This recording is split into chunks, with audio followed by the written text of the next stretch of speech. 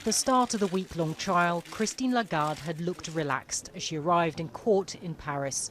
Over the next few days, she was grilled by a panel of judges and lawmakers over her role in a $300 million state payout to French business tycoon Bernard Tapie in 2008. At the time, Lagarde was France's finance minister under the then president Nicolas Sarkozy, who was close to Tapie. Accused of negligence and a misuse of public funds, Lagarde denied the claims and chose to defend herself alongside her lawyers. She is very determined.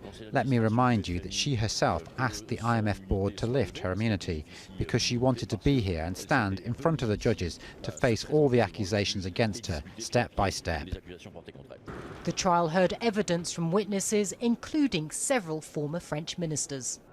This case dates back to the 1990s when the French businessman Bernard Tapie sold his stake in the Adidas sportswear company to the Crédit Lyonnais bank. Now, the bank then sold Tapie's stake for a much higher price.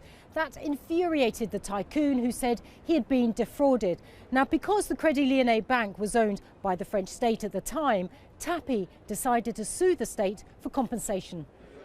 Judges examined why Lagarde took the unusual decision to send the case to an arbitration panel rather than a regular court.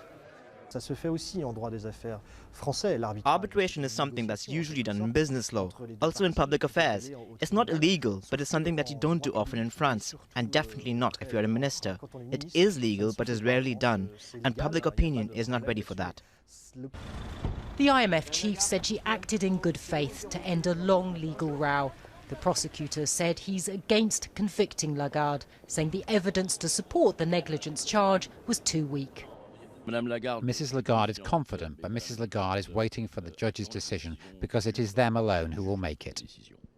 If found guilty, Lagarde faces 1 year in prison, a fine of $15,000 and a likely end to her time at the International Monetary Fund. Natasha Butler, Al Jazeera, Paris.